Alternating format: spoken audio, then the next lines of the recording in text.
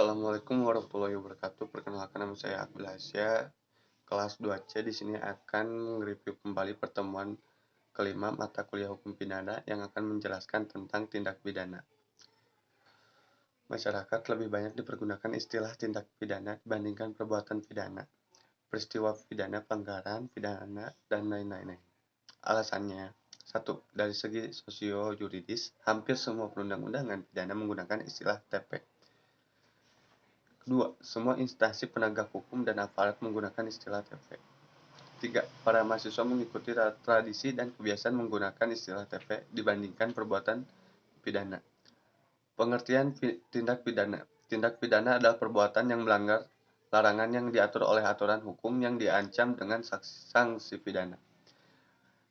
Kata tindak pidana berasal dari istilah yang dikenal dalam hukum pidana Belanda yaitu strafbaarheid. Kadang-kadang juga menggunakan istilah delik yang berasal dari bahasa Latin yaitu delictum. Lalu selanjutnya ada unsur-unsur tindak pidana. Unsur-unsur tindak pidana terdiri atas dua, yaitu unsur objektif dan subjektif. Unsur objektif atau perbuatan atau kelakuan akibat yang menjadi syarat-syarat mutlak dari delik. Unsur melawan hukum, unsur yang menentukan sifat TP. Unsur yang memberikan unsur. Unsur tambahan yang menentukan TP. Unsur subjektif yaitu kesengajaan atau dolus, kealpaan atau culpa, niat atau foreman, maksud atau oakmark, dengan rencana terlebih dahulu atau made for that's the right. Perasaan takut yaitu fresh. Adapun teknik atau cara merumuskan tindak pidana, satu, cara pertama.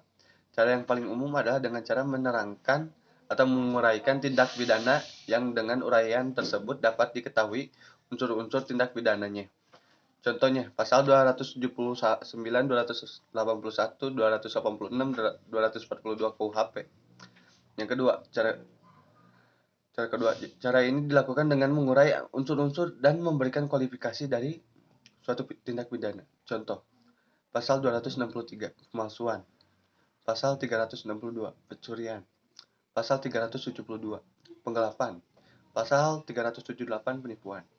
Perumusan tindak pidana yang seperti ini adalah cara yang paling sempurna. 3.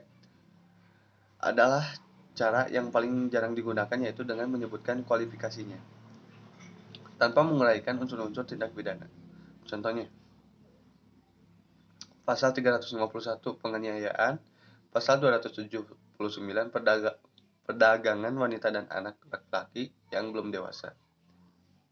Sekian dari saya. Wassalamualaikum warahmatullahi wabarakatuh.